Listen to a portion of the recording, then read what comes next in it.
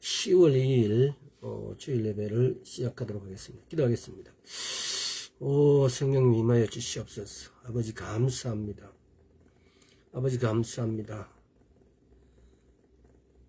이제 여름도 끝이 나고 이제 주님의 절기인 나팔절도 끝나고 이제 속죄일이 다가오고 있습니다.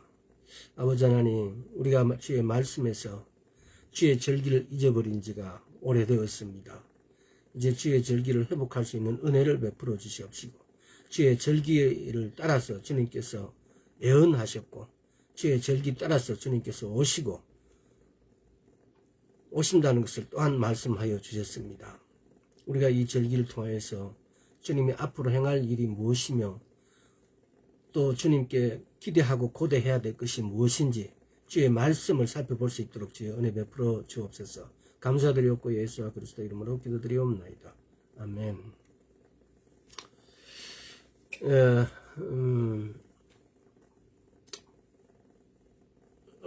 그야말로 사실은 지금이 나팔절이 지나고 속죄일 그리고 이제 초막절이 다가오려고 하고 있습니다. 아마 나팔 속죄일이 5일날 정도쯤 되는 것 같고, 초막절이 10일부터 이렇게 시작되는 것 같아요. 우리가 성경의 약 27.6%가 예언이다라고 이렇게 말하면서도 예언은 어떤 형태로 기록되었는지, 또 그 예언이 말해주는 바가 뭔지, 예언이라는 것은 예수님이 이 땅에 오시고 죽으시고 부활하시고 하나님 앞에 계시다가 다시 그분이 다시 오시고 그리고 새하늘과 새 땅이 오고 영원한 하나님 나라가 임한다는 내용입니다. 그 내용이 절기를 통해서 이렇게 심어져 있습니다. 그래서 그것이 성경이 말하는 것, 쉽게 말하면은 에덴이 무너지고 다시 에덴이 만들어지고 에덴의 회복이 되어지고 이런 내용이 사실은 성경의 내용입니다. 근데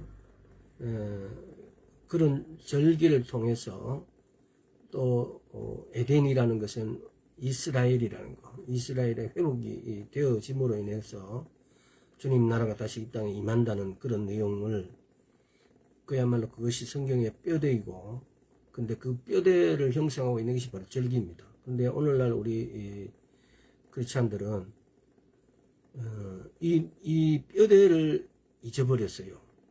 그래서 마치 내 개인적인 어떤 복을 받는 것이, 내 개인적인 어떤 삶의 평안함, 이것이 마치 예수를 믿는 어떤 주 요인처럼 이렇게 변질되어 버리지 않았나. 하나님이 이 땅에다가 하나님의 나라를 만드시기를 원하시는 것이 하나님의 뜻이고 하나님의 목표고 하나님의 계획이에요. 그래서 지금 우리가 9가지 은사에 대해서 이렇게 알아보고 있습니다. 오늘은 방언은 제일 처음 했기 때문에 오늘은 방언 통변의 은사에 대해서 한번 알아보도록 하겠습니다. 고린도전서 12장 7절부터 11절까지. 각 사람에게 성령의 나타남을 주심은 유익하게 하려 하였습니다. 어떤 이에게는 성령으로 말미암아 지혜의 말씀을, 어떤 이에게는 같은 성령을 따라 지식의 말씀을, 다른 이에게는 같은 성령으로 믿음을, 어떤 이에게는 한 성령으로 병 고치는 은사를, 어떤 이에게는 능력 행함을, 어떤 이에게는 예언함을, 어떤 이에게는 영들 분별함을, 다른 이에게는 각종 방언을 말함을, 어떤 이에게는 방언들 통역함을 주시나니 이 모든 일은 같은 한 성령이 행하사 그 뜻대로 각 사람에게 나누어 주시느니라. 여기서 우리가 보면은 계시적인 은사, 지혜의 말씀과 지식의 말씀과 영분별의 은사, 또 뭔가 행하라는 은사, 믿음의 은사, 병고침의 은사, 능력 행함의 은사, 또 세이 말로 하는 은사, 예언함과 10제 예언을 함을 또 어떤 얘기는 각종 방언 말함을 또 어떤 통역함을 주시나니 이 세 가지가 말로 하는 은사입니다. 자, 12장 1절 보세요. 형제들아, 신령한 것에 대해서 내가 너희에게 알지 못하기를 원치 않으니, 알지 못하기를 원치 않는데요. 알기를 원한다 이 말이에요. 또 7절 한번 보세요. 각 사람에게 성령 나타남 주시면 유익하게 하였습니다. 오늘날 우리가 이 보면은 9가지 은사에 대해서 많은 교회가, 제가 예전에 다녔던 어떤 교회 목사님도 방언은 하고 나머지 8가지 은사는 하지 말아라, 그걸 노골적으로 그렇게 말하는 걸 들었어요. 정말 비성경적이죠. 방언을 통해서, 방언은 자연적 세계에서 초자연적 세계로 들어가는 문이라 그래요. 방언을 말한다는 것은. 그래서 이것이 확실하게 어떤 이것이다라고 말하기는 다소 문제가 있지만은 방언을 하지 못하면은 다른 은사로 넘어가기가 상당히 힘들어요. 왕왕 어떤 사람들이 방언을 못하는데 예언한다는 사람이 있어요. 있을 수 있어요. 하지만은 대부분의 은사가 방언함을 기준으로 해서 방언함으로 들어가요. 만약에 지금 오늘 말씀드릴 방언 통변에 대한 문제도 마찬가지예요. 방언 못하는데 방언 통변을 할 수가 있나요? 있을 수 없죠. 그래서 방언한다는 것이 아주 기초예요. 기준이고. 그래서 지난 몇 시간 전인가도 말씀드렸지만은 방언 플러스 방언 통변은 예언함과 똑같다 라고, 이것을 지금 자, 그 뒤에 14장 5절을 보십시오. 나는 너희가 다 방언 말하기를 원하나 특별히 예언하기를 원하노라. 방언을 말하는 자가 만일 교회의 덕을 세우기 위하여 통역하지 아니하면 예언하는 자만 못하니라. 이 말을 한 번 더 말씀드리면은, 방언과 방언의 통변은 예언과 거의 똑같다라는 말이에요. 그렇다고 해서 그것이 완전 똑같은 건 아니에요. 예를 들어서 이런 거죠. 방언하고 방언 통변하다 보면 예언이 나와져요. 예언으로 넘어가져요. 그러니까 이걸 뭐라고 어떻게 설명을 해야 될지 모르겠는데, 방언과 방언 통변, 방언하는 것을 방언 통변하다 보면은 방언 통변에서 믿음이, 쉽게 말하면 믿음이 더해지면은 방언 통변에서 믿음이 더해져서 이렇게 넘어진 단계가 예언이 나오게 해요. 예언이 나와져요. 그래서 이런 거는 문자적으로 이렇다 저렇다라고 이렇게 파악하는 것보다는 이걸 실제 경험해 보는 것이 굉장히 중요한 것 같아요. 그래서 꾸준하게 방언을 하는 거, 꾸준하게 방언 기도를 하는 것은 굉장히 중요하다. 방언 기도를 통하여서 내 영적 성장이 이루어지고, 방언 기도를 통해서 나는 비록 방언해서 그 내용을 내가 모른다고 할지라도 그것이 나의 덕을 세우는 거래요. 차지한다고요. 충전시켜진다고요. 몇 시간 전인가 이야기를 했던 것 같은데, 자기의 덕을 세운다, 빌드업, 이런 뜻보다는 근래에서는 그것이 차지한다, 충전한다는 뜻이 더 가깝다고. 그래서 방언을 하게 되어지는 것은 나의 덕을, 예언하는 것은 교회의 덕을 세우고, 방언하는 것은 자기의 덕을 세운다 그래요. 나의 덕을 세우는 것은 나의 덕을 차지하는 거예요. 충전하는 거예요. 그래서 방언을 하게 되어지면은 또 여기 보면은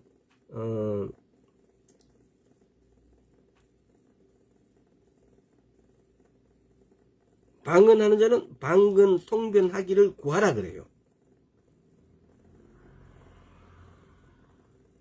그래서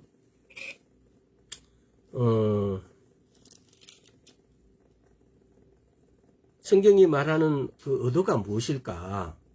왜 방언하는데 방언 통변을 구하라 그러고 사모하라 그러고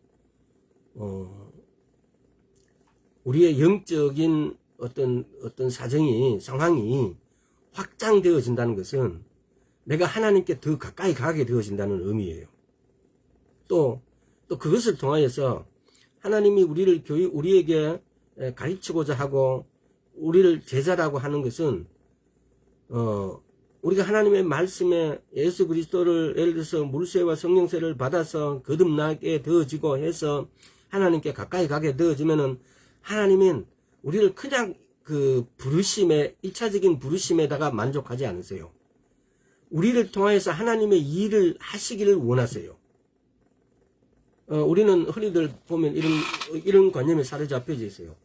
뭐 권사, 직함이 있는 사람들, 직함이 이렇게 하나님 일을 하는 데에 쓰여지지 않느냐. 그래서 목사들은 하나님 일을 하는 자고 일반 평신도는 하나님 일을 하지 않는다라고 이렇게 생각하는데, 그게 어떻게 보면은 교회사를 이렇게 들다 보면은 사실 맥이 없어요, 별로.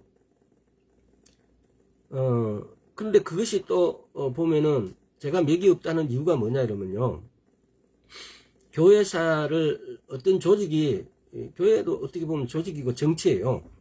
근데 그 정치가 교회를 발전시키기 위해서, 하나님께 영광을 올리기 위해서, 그래서 교회의 목사는 어떤 일을 해야 되고 권사는 어떤 일을 해야 되고 전도사는 어떤 일을 해야 되고, 그런데 그렇게 해야 될 각 직함마다의 어떤 일들을 뭔가의 하나에 이렇게 규결되기 위해서 이게 행정이 있는 거예요. 조직이 있는 거고. 근데 그것이 오늘날 이것이 잘못되어 버리니까 하나님께 영광을 올려드리고 하나님 나라를 확장시키는 데에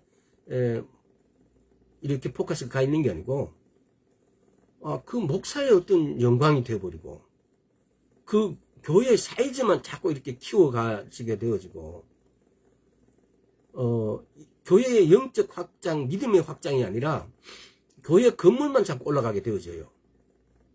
이런 부분들이 다 그런 건 아니지만은 우리들 앞에 교회의 목사님들이 이렇게 모이면은 뭐 당신 교회는 요새 숫자, 그러니까 이 교회 사이즈를 성도가 몇 명이냐 이걸로 그냥 1000명이다 이러면 와 1000명, 뭐 50명이다 이러면 애게게 하고 이런 쪽으로 이렇게 마치 그런 곳에 그것에다가 이렇게 교회의 사이즈에 이렇게 정해져 있는 것 같아요. 또 교회가 또 얼마만큼 신식 건물로 어떻게 멋지게 지어져 있느냐. 근데 그런 것들이 비성경적이라는 거죠. 근데 우리는 진짜 말씀이 말하는 카할, 교회, 총회 이런 개념에서 오늘날 우리는 교회를 다시 봐야 되고, 그래서 교회 행정 자체가 진짜 하나님 나라를 위해서 확장하기 위해서 이렇게 만들어져 있음에도 불구하고 그쪽의 역할을 하지 않고 반대급부적인 역할을 하고 있다는 사실에 우리는 눈을 뜨고 회개를 해야 된다는 겁니다. 그래서 이야기 잠시 옆으로 갔는데, 그래서 방언을 하게 되어지고 방언 통변을 하게 되어지면은 그것이 예언과 동일하다.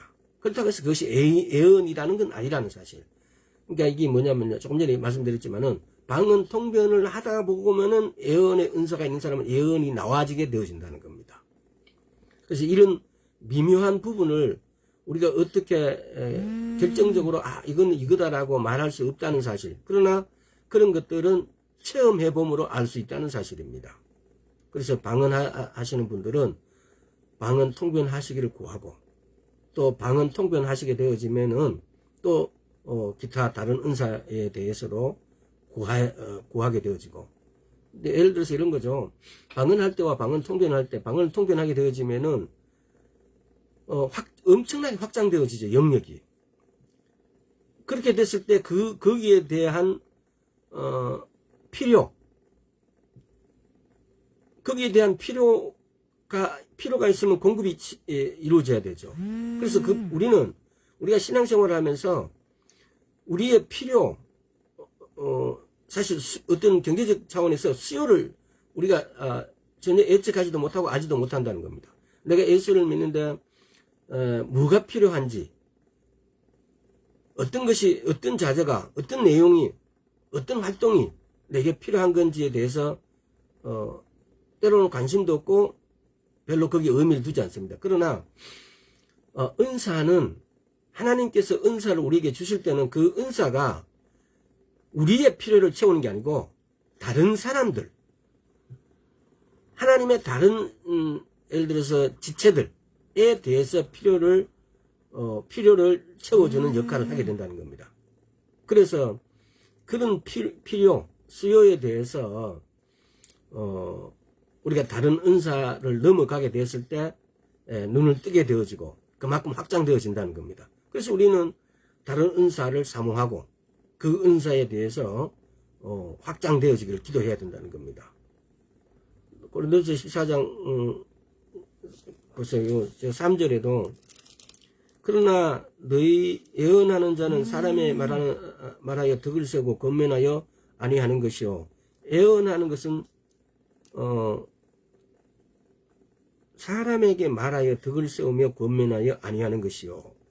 이게 다른 말로 하면은 이제 다른 사람에게, 쉽게 말하면은, 그러니까 예언하는 자는 교회의 덕을 세운다고 그래요. 교회는 카할, 총회, 집회, 이게 예수를 믿는 사람들의 모임이에요.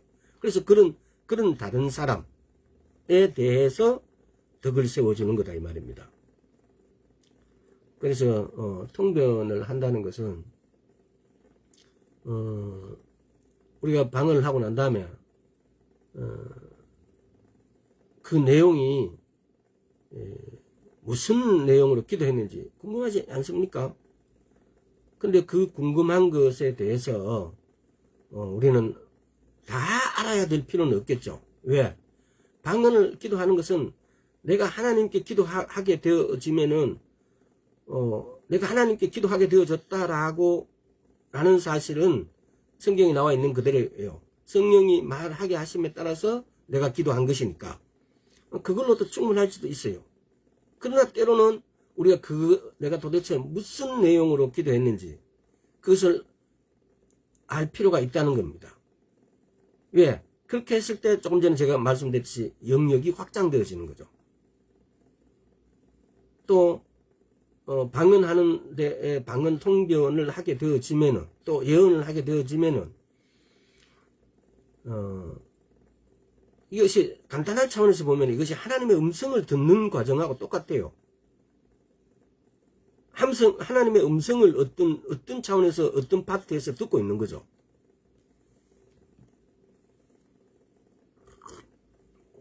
그래서 우리는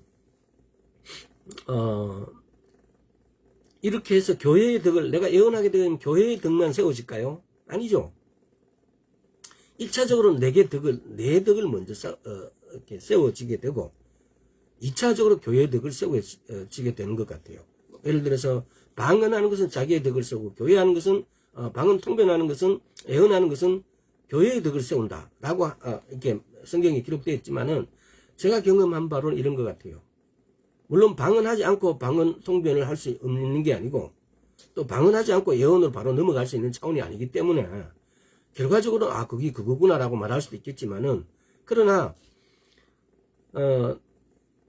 내가 예언함으로, 또는 병 고치는 은사가 임함으로, 또는 지혜의 말씀의 은사들이 내게 임함으로 인해서 내가 하나님 나라에 대해서, 하나님의 깊은 뜻에 대해서 내가 더 많이 알게 되어진다는 것은 내 지식이 그만큼 넓어졌다는 겁니다. 또 내 지식이 넓어졌을 뿐만 아니라 나를 통하여서 하나님의 능력이 이렇게 전파가 된다는 거. 그렇게 해서 내가 하나님의 어떤 하나님의 영역 안으로 내 자신이 더 깊숙하게 들어간다는 거. 이것은 당연히 나를 발전시키는 겁니다. 그래서 그것이 나를 발전시키는 것이 당연하다는 겁니다. 그래서 교회의 덕을 세운다라고 말씀했지만은 그것보다는 내가 더 잘하게 되어지고 내 덕이 더 충만해지고 더 충전되어진다는 사실입니다.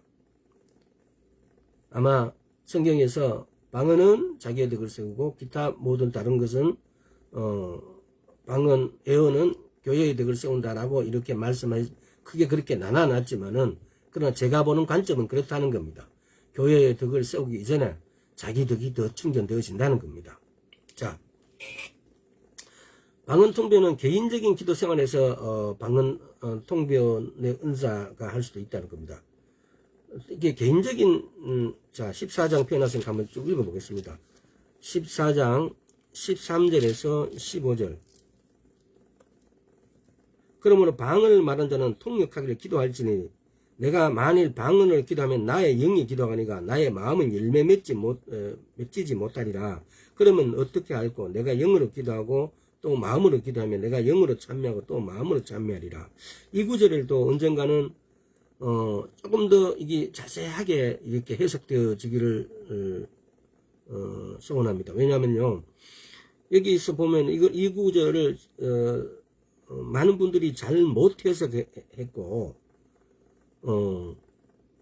또 내 영으로 기도하는 것이 뭔지 이걸 수없이 이야기했는데 방언으로 기도하면 나의 영이 기도하는 거예요. 방언 기도하는 것은 내 영의 기도라 이 말입니다. 나의 마음은 열매 맺지 못한다. 왜? 무슨 말 했는지 모르기 때문에. 그래서 우리는 뭘 합니까? 방언 통변하기를 사모하라고. 자, 이것도 다음 언젠가 요 구절을 해당 사항에 있을 때 좀 더 자세하게 요 구절을 우리가 글자 그대로 지금 우리말로 적혀져 있는 그대로 하면은 이렇게 선뜻 이렇게 안 올 수가 있습니다. 자, 27절, 28절도 만일 누가 방언으로 말하거든 두 사람이나 다불과 세 사람이 차선을 따라하고 한 사람이 통역할 것이요. 만일 통역하는 자가 없거든 교회에서는 잠잠하고 자기와 및 하나님께 말할 것이요. 또 40절 모든 것을 적당하게 하고 질서대로 하라. 하나님 나라 안에서의 무엇을 하든지 간에 이렇게 질서대로 굉장히 중요합니다. 여기서도 이게 지금 조금 전에 말씀했듯이 우리가 방언기도 하는 것을 우리 자신이 모두가 알아야 한다는 뜻은 아니라는 겁니다. 그러나 하나님께 하는 것이므로 기도는 우리가 하나님께 하는 거잖아요.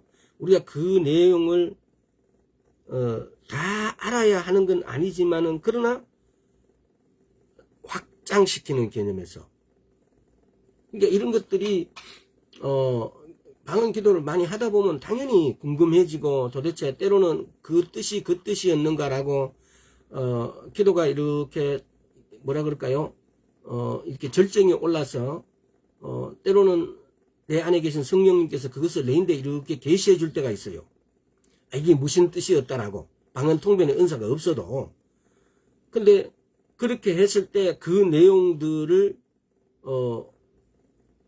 그 내용들에 대해서 거의 계시 예언 이런 성격으로 했는데 와서 그걸 가르쳐 주세요. 그렇게 했을 때 이 통변을 나도 받았으면 좋겠다라는 이 마음이 들어가게 되죠. 그래서 이런 부분들은 방언 기도를 집중적으로 함으로써 이 통변의 은사 예언이 열려지고 이런 것들이 이렇게 주님의 뜻에 따라서 주님이 주시고자 하는 자에게 주님의 뜻에 따라서 이런 것이 이렇게 쉽게 말하면 공급이 되어지는 거죠. 그래서 우리는 하나님 말씀께 가까이 가는 거, 또 우리가 서로 교제할 때도 서로 권면하는 거, 권면이라는 뜻을 이야기했죠. 하나님께 가까이 가는 거, 권면하고 어떤 그 모임이나 이런 교회의 어떤 사적인 모임에 이렇게 가보면 권사님들이 이렇게 또는 집사님들이 이렇게 모여서 보면은 전부 자기 사생활적인 이야기를 해요. 우리 새끼가 어쨌다 저쨌다 우리 신랑이 어쨌다 저쨌다 그래서 성경적인 내용이 거의 없어요. 권면할 수 있는 그 중에 어떤 사람이 오늘 말씀을 이런 거에 대해서 이렇게 좀 권면하고 싶어도 할 찬스가 없어요. 다 가정 얘기하는데 중간에 뚝 끊고 다른 말 하기도 뭐하고. 그래서 이런 부분들이 만약에 내 교회가 내 주변이 그렇다면은 우리는 회개해야 돼요. 사실은. 그래서 그 상대가 믿는 사람이든 믿지 않는 사람이든 가족이든 또는 어떤 가할 어떤 예수 그리스도를 믿는 어떤 집회 모임이든 간에 예수님 이야기가 나와야 돼요.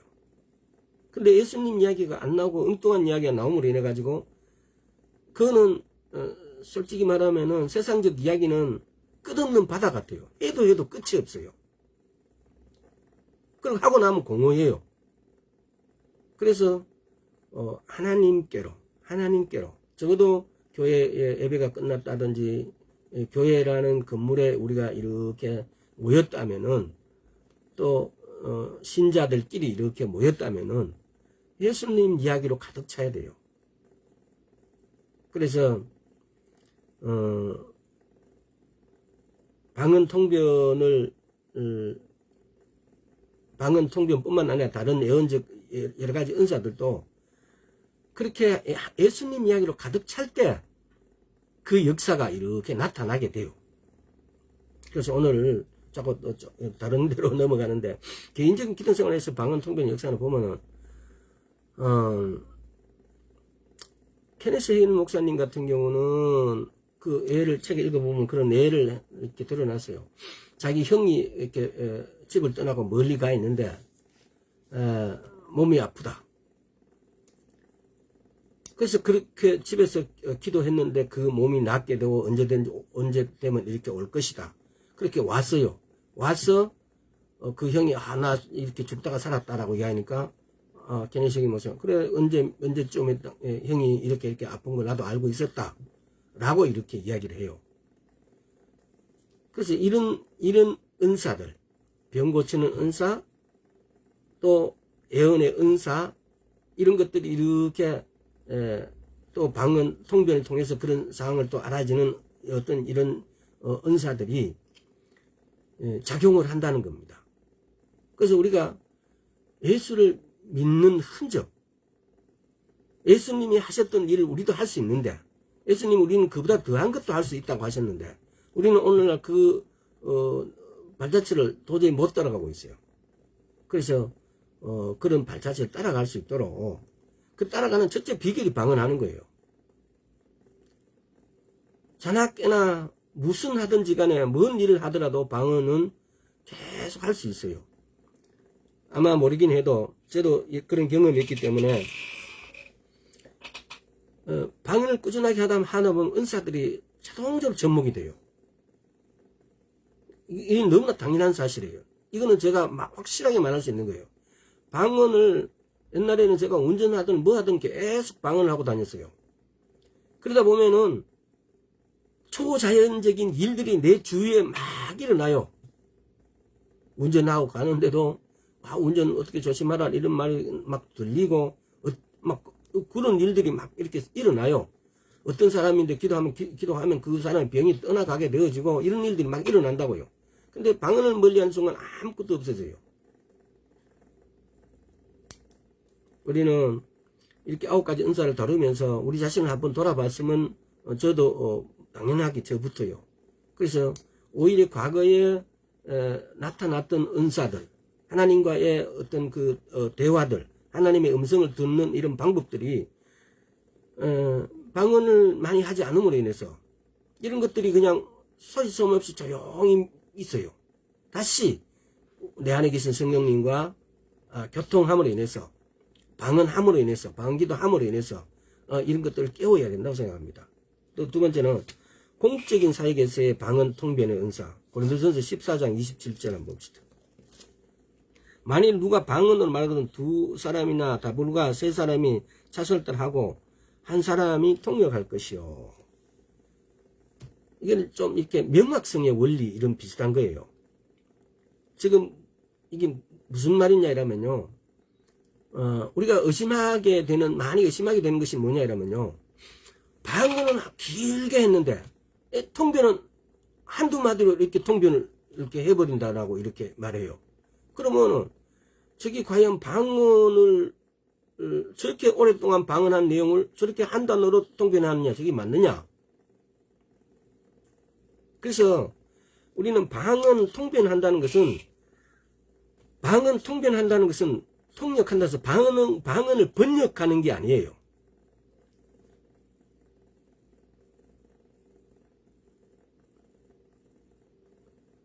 방언을 번역한 트랜슬레이션이라는 개념이 아니고 방언을 번역하는 게 아니고 방언을 해석한다고 봐요. 방언 통변은 방언을 번역하는 것이 아니고 방언을 해석하는 것이다.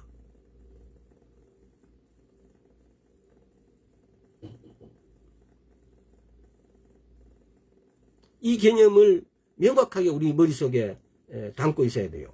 왜 그러냐면요.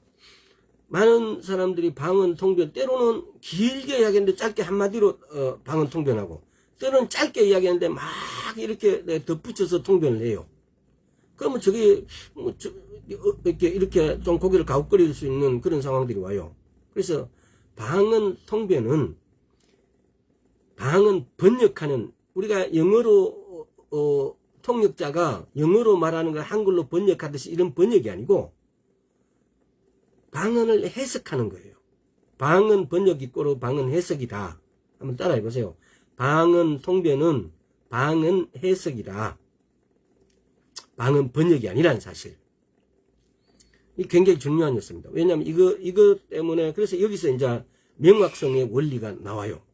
명확성의 원리가 뭡니까? 메시지의 의미를 명확하게 나타나기 위해서는 더 많은 말이 필요할 수가 있다는 겁니다.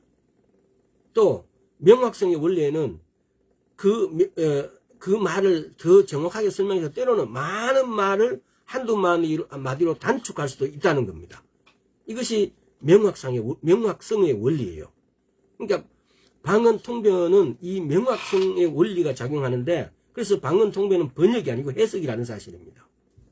이 부분에 대해서는 저도 한때는 오해한 적이 있기 때문에 이 부분은 꼭 여러분들이 명확하게 기억해 주시기 바랍니다. 굉장히 중요합니다. 때로는 그래서 방언 통변하는 사람을 의심할 수도 있고 그런 불필요한 사항을 가져온다는 겁니다. 그래서 오늘은 방언 통변은 사실은 이 정도면은 이 정도 이외에 더 설명할 수 있는 그런 게 별로 그렇게 없어요. 빨리 끝내려고 하다가, 그러면 우리는 그러면은 이 방언 통변을 받는 방법은 그냥 뭘까? 구체적으로 어떻게 하면 방언 통변을 받을 수 있을까? 우리가 지금까지 쭉 보면은 쭉 오랫동안 이렇게 해오면서 어떻게 하면 성령의 뜻을, 어떻게 하면 성령을 받는가? 성령을 받는다는 것은 성령 충만을 받는 거예요. 성령 충만을 받음으로 인해서 방언을 하게 되어지고, 또 성령 방언 충만보다 더 충만했을 때, 예를 들어서 표현을 하자면 그래요. 그러면은 방언 통변을 하게 되어지고, 또 여기서 더 충만해지면 예언하게 되어지고, 이렇게 더 증가되어진다는 겁니다. 그러니까 이 방언 통역의 은사를 9가지 은사 중에 가장 작다라고 표현해요. 가장 작은, 이게 어떻게 표현해, 이 말에 이걸 여러분 유심하게 이렇게 들어주시기 바랍니다. 왜냐하면요, 내가 한 말이 아니고 켄세기 목사님도 이야기했고 다른 목사님도 이야기를 했어요. 방언의 통변의 역사가 가장 작다. 그럼 가장 큰 거는 뭐냐? 지혜의 말씀. 우리가 보면 계시적 은사 중에도 지혜의 말씀과 지식의 말씀과 연분별성에도 가장 큰 것은 그 중에서도 지혜의 말씀. 또 뭔가 행하는 은사, 믿음의 은사, 병고치 은사, 능력 행함의 은사. 그것도 믿음의 은사가 제일 커요. 또 말로 하는 은사, 예언의 은사, 방언과 방언 통변. 예언의 은사가 말로 하는 은사 중에 가장 커요. 가장 크다고 이렇게 표현을 해요. 그래서 성경에서 보면은요, 우리가 여기서도 지금 그렇게 적어 놨잖아요. 12장에 보면은, 여기도 보면은요, 이 사이즈가 큰 대로, 성경은 그냥 이렇게 나열해 놨는데 이것이 그냥 무의미한 게 아니에요. 여기도 보면 말미암아 지혜의 말씀이 제일 먼저 나와 있어요. 어떤 같은 성령에 따라 지식의 말씀을, 또 어떤 같은 성령에 따라 믿음을, 어떤 얘기는 한 성령과 병 고치는 은사를, 능력 경험을. 어쩌면 이 순서가 또 가장 큰 것을 나타내는 순서일 수 있어요. 성경의 말씀을 그 나열해 놓은 순서나 이런 것들도 그냥 우리 마음대로 그냥 뭐 이렇게 나는 갑다가 아니고 다 의미가 있어요. 뜻이 있어요. 그래서 이런 부분들도 한번 깊이 한번 생각해 보시고 말씀을 보실 때 앞으로 사도행전에서 우리는 보면은 방언 통변의 은사는 이 정도면은 거의 명확성의 원리, 그리고 개인이 통변을 받았을 때, 또 단체가 이렇게 했을 때는 질서, 하나님께서 이 질서를 이렇게 하신다. 두세 사람이 모인 것은 통변하는 사람이 있으면 다 순서되고 있고 질서를 지키라는 개념. 방언 통변의 은사에 의미하는 것은 방언과 방언 통변은 예언과 동일할 것이다. 그러나 방언 통변을 하다 보면 예언이 나와진다는 사실. 우리가 수학적으로 논리적으로 방언 플러스 방언 통변이 있거나 예언이다 라고 표현할 수 있을 만큼의 같은 무게지만은 12장 5절인가 이렇게 표현했지만은, 그러나 방언 통변, 예언과 방언 통변 있거나 예언은 100% 동일한 게 아니라는 거. 어떤 형태상 방언과 방언 통변을 하게 되면 예언한 것 같이 마찬가지라는 개념 의미는 있지만은, 그러나 명확하게 하면은 방언을 통변하는 사람이 하다 보면은 예언이 나와진다는 사실입니다. 우리가 그걸 집회에서 종종 그런 게 보여져요. 방언을 통변하고 이러다 보면 그 통변하는 사람 갑자기 하나님께서 예언을 주셔갖고 어떤 개인이나 또는 어떤 단체에게 그 예언의 말씀을 이렇게 전해줘요. 그러니까 이것은 은사들이 9가지의 은사들이 마치 서로 톱니바퀴처럼 이렇게 물려 있어요. 어떤 한 은사가 한 가지만 이렇게 딱 독창적으로 쓰여지고 나오고 이렇게 하는 게 아니고, 지난 시간에 우리 그런 걸 이야기했잖아요. 예언의 은사인데 그 예언의 은사의 지식의 말씀과 지혜의 말씀들이 항상 섞여져서 나온다고.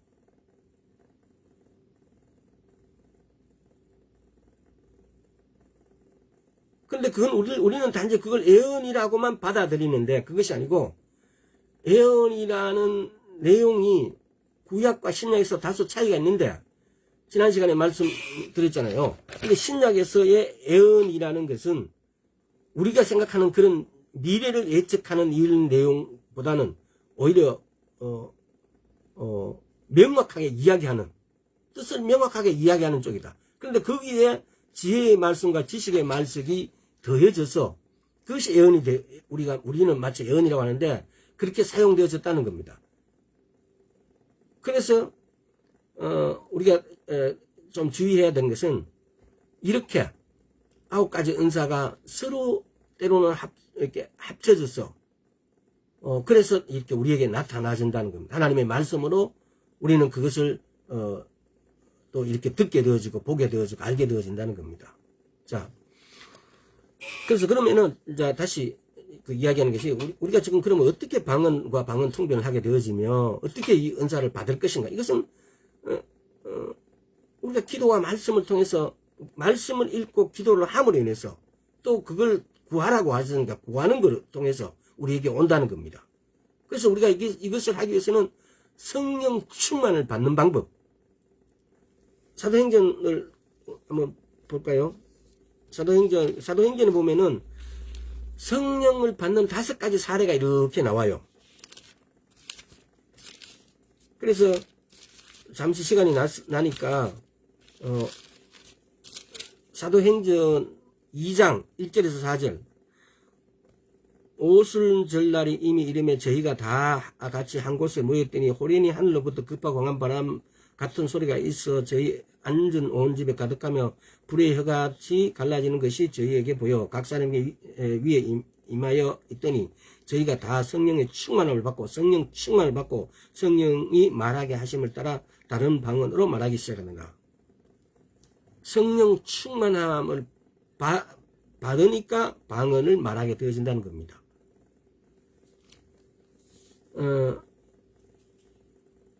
그래서 어떻게 하면 성령 충만함을 앞에 여보세요.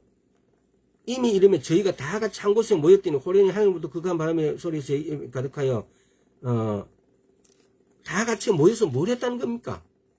기도했다는 겁니다. 그냥 다 같이 모여서 찬양했다는 겁니다. 다 같이 모여서 주의 말씀을 나누고 찬양하고 기도했다는 겁니다. 이렇게 될 때 뭐가 성령 충만이 되어진다는 거. 그래서 이걸로 통해서 이게 지금 누굽니까? 여기 이 경우가 120문도들이에요. 쉽게 말하면은 뒤에 보면 나올 거야 아마. 자, 시간이 없으니까 이 사람들이 쉽게 말하면 120문도들이겠어요. 120사람 문도들이 그날에 이렇게 성령 충만을 받고 방언하게 됐다는 겁니다. 자, 사도행전 8장. 이 구절을 읽어보고 여러분들도 그럼 내가 성령 충만을 받고 나도 방언 받고 방언 통변 받고. 근데 이게 말씀을 읽고 묵상을 해보세요. 그래서 어떻게 하면 성령 충만을 받아서 내가 지금 방언하고 있으면 방언 통변을 하게 되어지며 또 예언하게 되어질지. 8장 5절에서 17절까지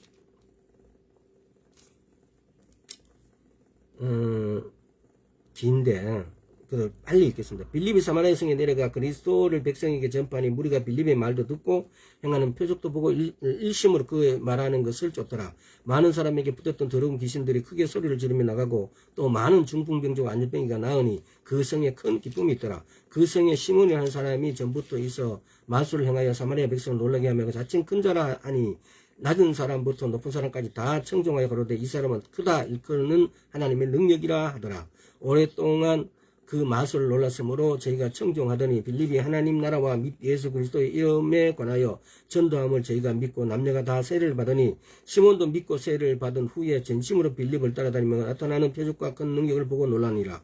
예루살렘에 있는 사도들이 사마리아도 하나님의 말씀을 받다함을 듣고 베드로와 요한을 보내며 그들이 내려가서 저희를 위하여 성령 받기를 기도하니 이는 아직 한 사람에도 성령 내리신 일이 없고 오직 주 예수 이름으로 세례만 받을 뿐이라. 이에 두 사도가 저에게 안수하며 성령을 받는지라. 안수하면서 이거 사마리아인들이 안수하면서 성령을 받았다. 그래서 아마 방언의 이렇게 은사들도 때로는 안수하면서 안수함으로 이렇게 우리가 받아진다는 겁니다. 자, 세 번째 사도행전 9장 3절부터 18절까지인데 길다 그죠?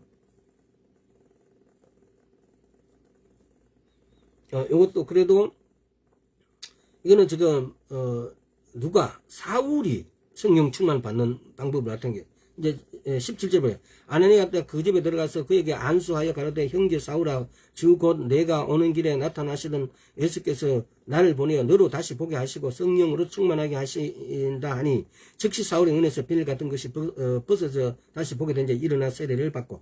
지금 사울이 하나님을 그렇게 반대하고 하나님 반대편에 서서 막 이렇게 했다라고 쭉 이렇게 이야기를 해요. 근데 이렇게 아나니아가 와서 안수하고 눈을 뜨게 해요. 깜깨졌던 눈이. 이렇게 성령을 받는 방법을 사울이 받았던 방법이에요. 그래서 이건 여러분들이 많이 들어보고 많이 예배 시간에도 많이 이렇게 자주 나와서 보았던 구절일 거예요.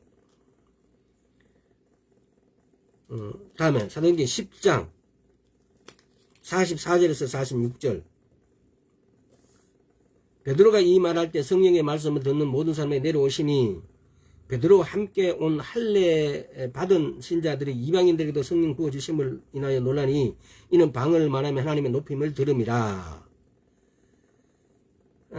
이방인에게도 성령 부어주심으로 놀라는데 성령이 부어졌다는 결과가 뭡니까? 방언을 하는 거예요.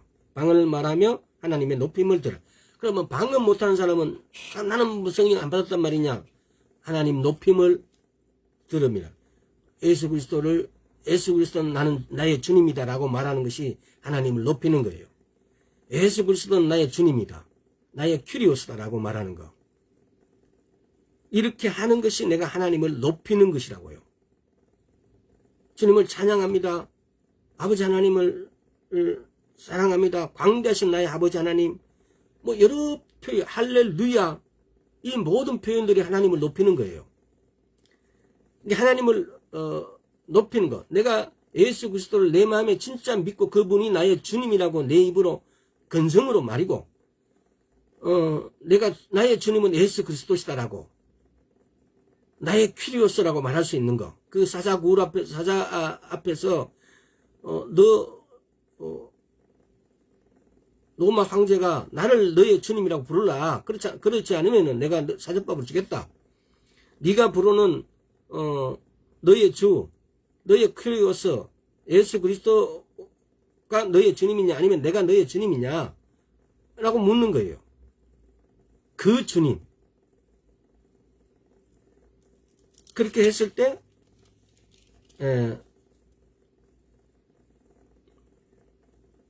하나님 높임. 이렇게 했을 때 성령이 충만되었다. 방언으로 말한다 이 말입니다. 성령 충만.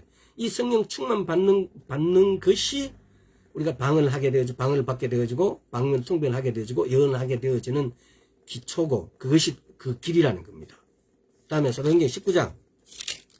지금 사도행전에서 이렇게 5군데의 성령 충만을 성령을 받은 사례를 이렇게 기록해 놨다 이 말입니다. 그래서 이것을 통해서 묵상하면서 오늘 말씀 읽어주는 이 구절들을 묵상하면서 내가 어떻게 성령 충만을 받아서 내가 어떻게 은사적인 하나님의 은사를 내 것으로 만들 것인지에 다가가는 길이라는 겁니다. 자, 사도행전 19장 1절에서 7절까지. 아볼로가 고린도에 있을 때에 바울이 윗지방으로 다니며 에베소와 와서 어떤 제들 만나 가로되 너희가 믿을 때 성령을 받았느냐 가로되 아니라 우리가 성령이 있음도 듣지 못하였노라. 바울이 가로되 그러면 너희가 무슨 세례를 받았느냐 대답하되 요한의 세례로라. 바울이 가로되 요한의 회개의 세례를 베풀며 백성에게 말하되 내 뒤에 오시는 이를 믿으라 하였으니 이는 곧 예수라 하거늘 저희가 듣고 주 예수의 이름으로 세례를 받으니 바울이 그들에게 안수하며 성령이 그들에게 임하심으로 방언하고 애언도 하니 모두 12사람쯤 되니라. 에베소에 이게 12제자들 12제자죠. 12사람쯤 되니라. 이 사람들이 성령 세례를 받았다는 겁니다. 그러니까 안수함으로. 그래서 오늘날 보면은 이런 게 있어요. 치유자가 성령의 능력에 의해서 병고침 은사를 받은 사람들도 때로는 치유 기도를 했는데 그 사람이 낫질 않았어요. 왜 그랬느냐? 그 이유를 이렇게 따져보니까 그 사람이 쉽게 말하면은 내가 예수를 믿는다, 나는 말씀을 믿는다 라는 것이 선제되어 있지 않기 때문에 그 사람의 믿음이 예수 그리스도를 인정하는 그 믿음이 없기 때문에, 다시 말하면 예수 그리스도를 인정하는 것은 내가 하나님의 말씀을 그대로 믿는다는 동일하지만은 약간은 틀리다는 것은 어떤 차원에서 예수 그리스도를 믿는데 말씀을 거부할 수 있냐요? 없어요. 그러나 말씀은 우리에게 가까이 와 있으니까 이 말씀을 믿는다면 우리는 말씀을 가까이 할 수밖에 없고 그 말씀에 아멘 할 수밖에 없는 겁니다. 물론 그 말씀이 예수 그리스도의 말씀입니다. 똑같지만은 우리에게 직접 이렇게 오신 말씀과 우리는 볼 수도 만질 수도 없는 예수님과의 차이입니다. 차이. 예수님은 말씀이 육신이 되신 분이에요. 그래서 이런 차원의 차이. 그래서 우리가 거듭나는 거, 우리가 예수 그리스도 안으로 들어가는 거, 물로 거듭나는 거, 말씀 안으로 들어가는 거, 성령으로 거듭나는 거, 성령 안으로 들어가는 거, 이 세례를 3가지 조건으로 이야기하셨어요. 그래서 말씀과 예수 그리스도는 똑같다, 성령과 똑같다라고 하지만은 이 차원이 세 차원이란 걸 이걸 어떻게 설명하기보다도 여러분들이 이 부분은 성경에 너무나 많이 이런 차원으로 기록되어 있기 때문에 그래서 예수를 믿는다는 것이 모든 것의 선제 조건입니다. 그래서 그 예수를 믿는 믿음이 우리를 성령이 충만하게 되어지고, 성령이 충만하게 되어지면은 하나님의 9가지 은사들이 임한다는 겁니다. 그래서 우리가 마치 아무것도 아닌 사람, 아무 능력도 없는 사람, 아무것도 아닌 어떤 이런 존재로 계속 이 땅에 남아 있어야 되는 게 아니고, 이 땅에 있을 때에 하나님의 무장으로 충만하게 무장해서 우리의 적들에게서 적들의 기지 진지를 파괴하는 그런 살아있는 크리스찬, 능력 있는 크리스찬이 되기를 소망합니다. 오늘 여기서 마치도록 하겠습니다. 아버지 감사합니다. 우리가 부족하여서 우리 주 예수 그리스도 이름으로 모든 것을, 악한 저 모든 의 무리들을 파괴할 수 있고, 또한 주님에게 우리에게 주신 아름다운 모든 것들을 우리가 세울 수 있고 충전할 수 있음에도 우리가 그것에서 너무나 멀어져 있습니다. 성경의 줄거리인 절기, 성경의 뼈대인 절기, 주님이 죽으시고 부활하시고 다시 오신다는 주의 말씀이 그 절기에 함축되어 있으면서도 우리는 그 절기를 무시하고, 오늘 이렇게 속죄일이 가까우고 머지않아서 초막절이 오매도 우리는 예수를 믿는다고 말하면서 주님이 기념하라고 한 이 절기에 멀어져 있습니다. 꼭 주일 안식일만 기념하라는 것이 아니라 주님의 절기도 기념하라고 했음에도 우리는 여기에 창념하지 않고 있습니다. 주님, 우리를 용서하여 주옵시고 우리가 주님의 절기 안으로, 주님의 말씀 안으로 흠뻑 젖어 들어갈 수 있도록 주의 은혜 베풀어 주옵소서. 감사드리옵고 예수와 그리스도 이름으로 기도드리옵나이다. 아멘. 자, 오늘 여기까지 하겠습니다.